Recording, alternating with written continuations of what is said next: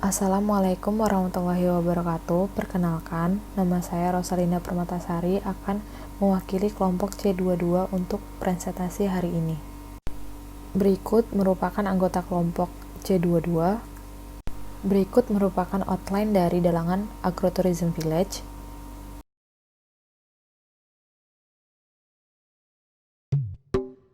Dalangan merupakan desa yang terletak di Kecamatan Tulung, Kabupaten Klaten.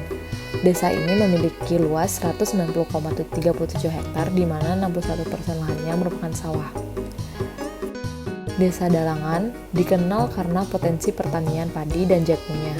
Desa ini memiliki sumber mata air yang melimpah sebagai pendukung aktivitas pertanian yang bisa didapatkan hanya dengan mengobor tanah.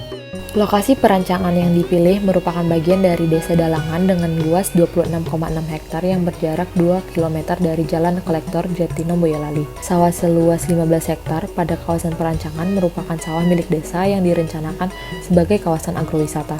Sumber air yang melimpah diharapkan membantu keberlangsungan konsep agrowisata. Terdapat juga beberapa kolam ikan budidaya nila milik masyarakat sekitar yang memberikan daya tarik lain bagi wisatawan. Selain potensi-potensi tersebut, terdapat beberapa permasalahan di kawasan perancangan, diantaranya adalah jalan rusak, drainase tersumbat, dan tidak adanya bak sampah pada tempat pembuangan sampah sementara. Isu yang telah dirumuskan berdasarkan potensi dan masalah tadi adalah kurangnya pemanfaatan dan pengolahan dari pemerintahan desa dan masyarakat terhadap kegiatan wisata dan pertanian, sehingga potensi lokal yang dimiliki belum memberikan nilai tambah bagi desa. Berikut justifikasi pemilihan konsep kami, di mana berdasarkan tema besar Sustainable Rural Tourism yang memiliki indikator mempertahankan karakter pedesaan, sumber daya lokal, dan kualitas lingkungan, serta meningkatkan perekonomian pedesaan. Lalu disandingkan dengan isu utama kami, maka kami rumuskan konsep Dalangan Agrotourism Village yang mencakup agrowisata dan agroindustri. Untuk best practice, kami menggunakan Desa Wisata Pujon Kidul Malang karena memiliki karakteristik yang mirip dan sejalan dengan konsep kami. Berdasarkan konsep yang telah ditetapkan, kami rumuskan indikator berupa adanya atraksi wisata berupa edukasi pertanian, perkebunan dan perikanan, kuliner resto tengah sawah dan apung, serta pagelaran budaya.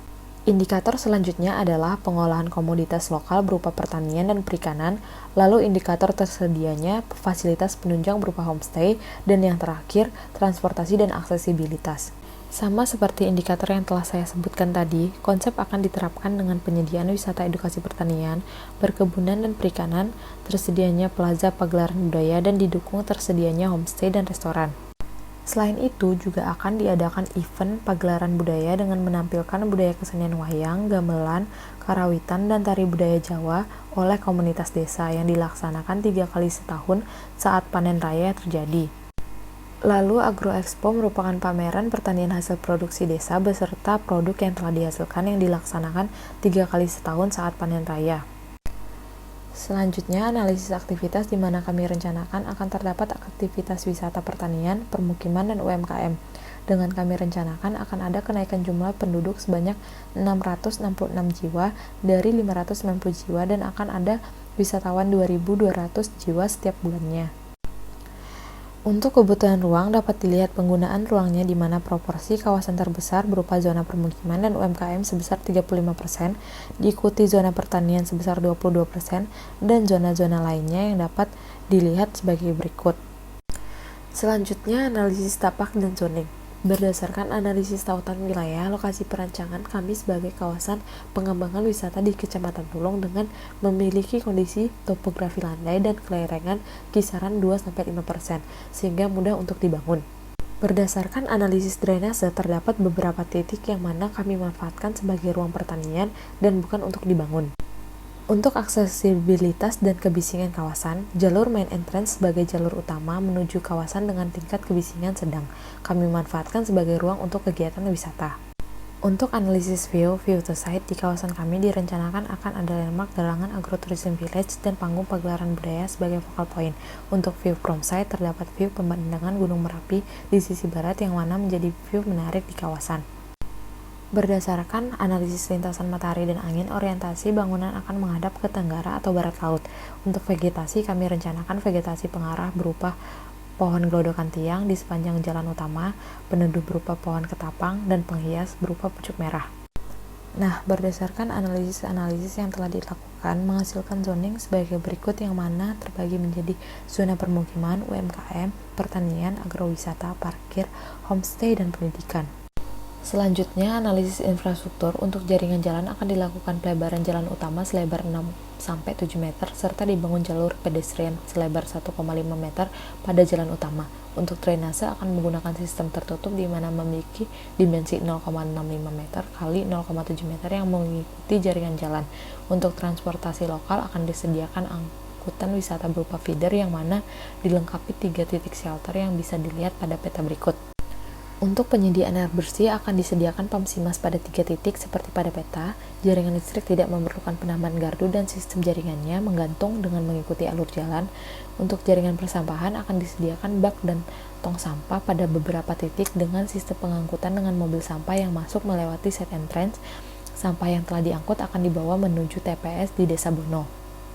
Untuk pemadam kebakaran, kami merencanakan pelebaran jalan untuk memudahkan aksesibilitas mobil pemadam kebakaran agar bisa masuk ke kawasan perancangan dan disediakan titik hidden box di kawasan wisata. Untuk jaringan telekomunikasi akan disediakan beberapa spot wifi publik seperti pada peta dan penyediaan jaringan kabel fiber optik dengan kecepatan 600 Mbps.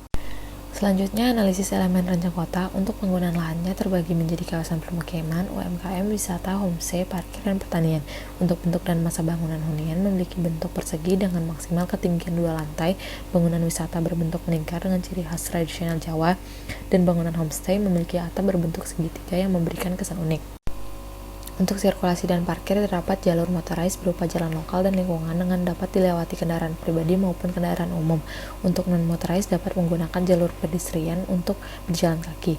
Disediakan pula parkir untuk tempat parkir wisatawan. Untuk pedestrian ways akan dilengkapi dengan street furniture berupa lampu, bangku, dan tong sampah serta dilengkapi jalur hijau untuk memberi kenyamanan pejalan kaki. Untuk signage berupa rambu petunjuk arah dan tugu pada masing-masing node sebagai penanda kawasan. Ruang terbuka akan terdapat taman, sawah, dan plaza pagelaran budaya sebagai ruang terbuka publik kawasan. Aktivitas pendukung akan disediakan lahan parkir, homestay, souvenir store, dan restoran. Pada preservasi meminimalisir alih fungsi lahan, sawah lestari dengan melakukan pembangunan seminimal mungkin. Bentuk rumah kampung Jawa akan dipertahankan guna mempertahankan identiti dan suasana.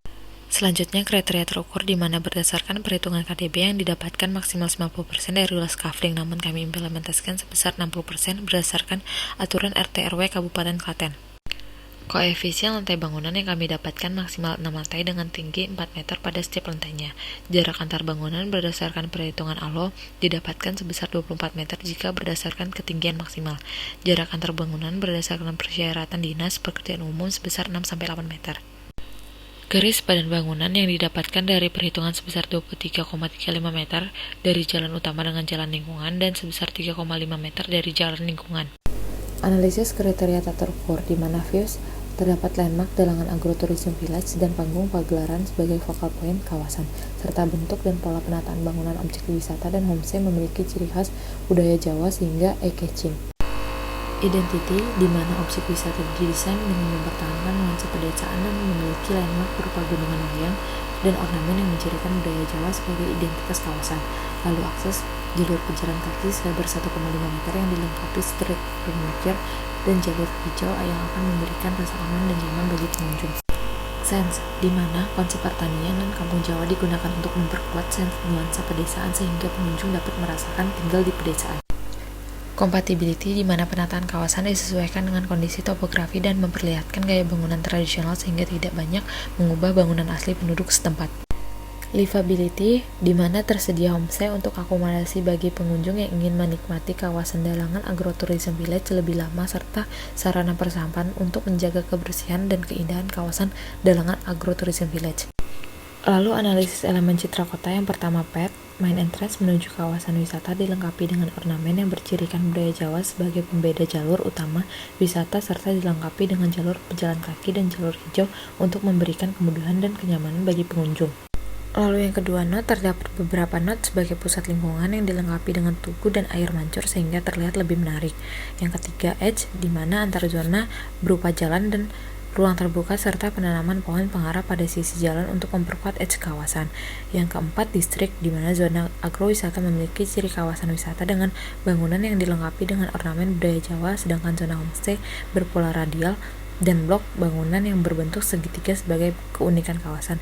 Yang terakhir, ada zona permukiman dan UMKM yang mengangkat konsep kampung Jawa yang organik untuk mempertahankan nuansa pedesaan. Yang kelima, landmark, di mana landmark Dalangan Agrotourism Village berupa patung gunungan wayang dan panggung pagelaran dapat dijadikan focal point untuk menarik perhatian wisatawan. Analisis elemen estetika yang pertama, hierarki. Pada kawasan wisata dibangun panggung pagelaran dengan ukuran besar sehingga membentuk hierarki yang menonjol pada masa bangunan kawasan. Yang kedua, proporsi dan skala. Direncanakan proporsi 44% untuk lahan terbangun dan 56% untuk ruang terbuka hijau. Bangunan maksimal terdiri dari 2 lantai dengan ketinggian maksimal 8 meter dengan menyesuaikan skala manusia, serta panggung pagelaran budaya memiliki skala besar karena berfungsi sebagai focal point kawasan. Yang ketiga, balance, di mana kawasan mengangkat konsep bangunan bercirikan budaya Jawa sehingga seimbang dan selaras dengan lingkungan aslinya. Yang keempat, irama. Direncanakan bangunan terdiri dari maksimal 2 lantai sehingga memberikan efek irama skyline yang rapi dan teratur serta pola bentuk bangunan mencirikan kampung Jawa yang organik dan unik. Lalu yang kelima, konteks dan kontras, di mana bentuk massa bangunan berbeda di setiap zona sehingga dapat memberikan efek kontras antar zona pada kawasan. Yang keenam, sumbu dan simetri, di mana sumbu dapat dilihat dari adanya landmark serta ornamen pada notes, sedangkan simetri dapat dilihat dari kawasan homestay.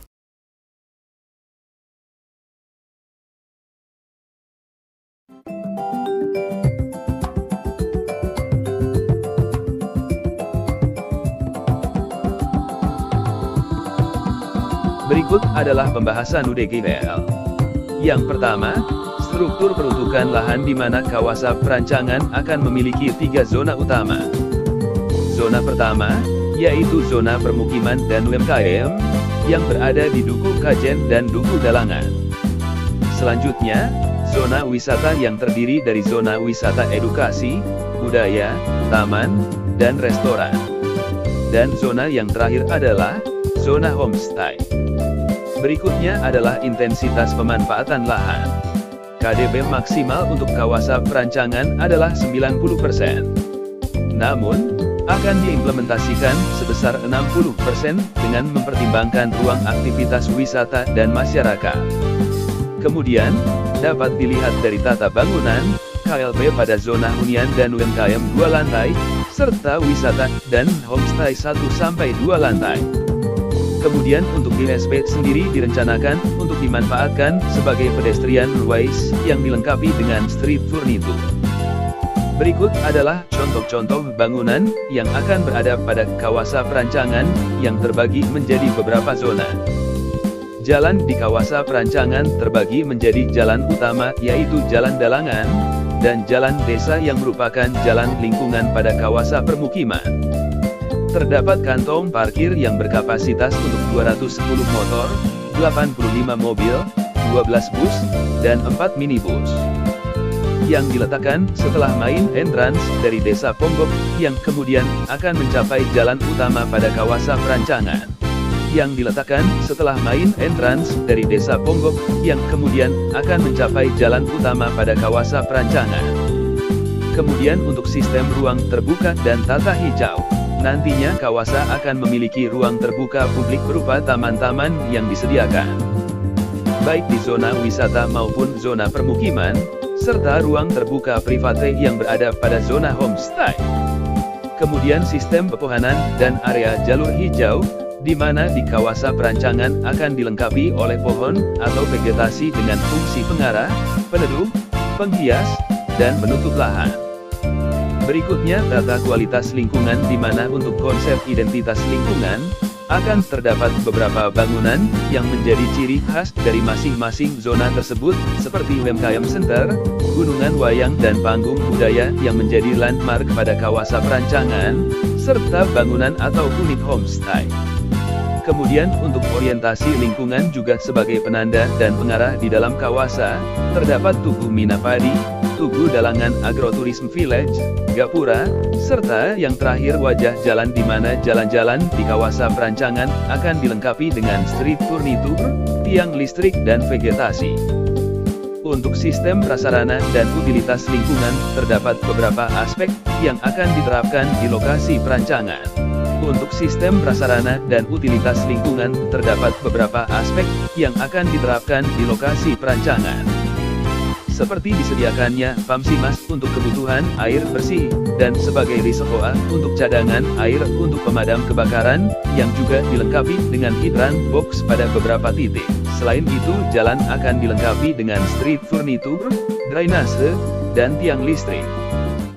Kemudian untuk manajemen dan pengelolaan pada kawasan perancangan, di sini yang pertama akan dibahas melalui log frame, di mana goals dari kawasan perancangan adalah terwujudnya Desa Dalangan sebagai kawasan agrowisata dengan konsep Dalangan Agrotourism Village dalam rangka mewujudkan misi Kabupaten Klaten yang memiliki daya saing potensi wisata dengan melestarikan lingkungan hidup dan kebudayaan lokal pada tahun 2040. Di mana purpose yang harus tercapai guna mewujudkan goals tersebut adalah terciptanya kawasan pariwisata yang ditunjang oleh atraksi dan event wisata berbasis potensi lokal, terbangunnya kawasan wisata yang dilengkapi oleh sarana-prasarana pendukung pariwisata, berkembangnya sektor perekonomian lokal, serta terbentuknya pemberdayaan masyarakat dalam pengembangan aktivitas pariwisata. Kemudian keluarannya nanti adalah kawasan perancangan yang memiliki zona UMKM, zona wisata, parkir, dan homestay, yang dilengkapi oleh bangunan-bangunan serta fasilitas yang memiliki fungsinya masing-masing. Kemudian, input yang dilakukan atau aktivitas yang dilakukan untuk mencapai goals tersebut adalah dengan melaksanakan sosialisasi dan pemberdayaan kepada masyarakat, serta penyiapan anggaran dan kerjasama antara stakeholder dalam pengelolaan dan pembangunan, serta pendanaan proyek pembangunan kawasan ini. Kemudian, untuk bentuk pengelolaan, di sini yang akan diterapkan pada kawasan perancangan adalah pengelolaan dalam bentuk BOT yang ditunjukkan dengan zona berwarna merah atau wisata parkir dan homestay, serta PCP yang ditunjukkan dengan warna biru untuk pengelolaan kawasan hunian, UMKM, dan pertanian. Berikutnya adalah network planning analysis serta critical path method, di mana capaian untuk skema BOT ini terbagi menjadi tahapan prakonstruksi, konstruksi, serta pasca konstruksi, di mana aktivitas yang menjadi critical path di sini adalah penyiapan anggaran, kerjasama, serta perizinan yang merupakan kebutuhan mendasar pada masa prakonstruksi yang kemudian dilanjutkan oleh pembebasan lahan untuk kawasan parkir serta pembangunan homestay dan pembangunan-pembangunan lainnya yang dilaksanakan secara bertahap dengan masa operasional dan maintenance dimulai dari tahun ketiga hingga tahun akhir perencanaan. Sedangkan untuk skema PCP juga di sini terbagi menjadi 3 tahap yang sama, di mana untuk critical path-nya juga di awal pada masa prakonstruksi ini adalah penyiapan anggaran, kerjasama, serta perizinan. Kemudian adalah pada masa konstruksinya juga dilanjutkan oleh pembangunan sanitasi, UMKM center, serta fasilitas-fasilitas yang dibutuhkan di masing-masing dukuh yang termasuk ke dalam komponen penting dalam pembangunan, di mana aktivitas-aktivitas tersebut harus segera diselesaikan agar kegiatan operasional di zona UMKM ini dapat segera dilaksanakan. Sedangkan masa operasional dan maintenance untuk pengelolaan ini adalah dari tahun ketiga hingga tahun akhir perencanaan. Berikutnya untuk pembiayaan yang diterapkan di kawasan perancangan, jenis kerjasama yang diterapkan di sini adalah skema BOT untuk wisata, parkir, dan homestay, serta PCP untuk hunian, UMKM, dan pertanian. Untuk analisis kelayakan finansial sendiri, di sini dapat dilihat melalui tabel cash flow, di mana pembiayaan skema BOT dengan menggunakan nilai DF sebesar 4,75% ini mengalami payback periodnya pada tahun ke-5 dengan nilai PV cost sebesar 17 miliar dan nilai PV benefitnya sebesar 58 miliar. Dapat dilihat juga dari grafik dan tabel di mana cash flow tersebut mulai positif pada tahun ke-5, yang mana payback periodnya juga terjadi pada tahun yang sama dengan nilai benefit cost ratio sebesar 3,39, IRR 44%, serta nilai NPV berada pada kisaran 3 miliar rupiah. Kemudian untuk kelayakan finansial skema PCP di sini dapat dilihat bahwa nilai BCR sebesar 2,88 dan IRR sebesar 22,5%, serta payback periodnya terjadi pada tahun 7. Payback period untuk kedua skema kerjasama tersebut dapat terjadi cukup awal karena konstruksi yang dilaksanakan juga dilakukan secara bertahap dan kawasan wisata juga sudah bisa mulai beroperasi secara bertahap sehingga masa operasional dan maintenance sudah bisa dilaksanakan sejak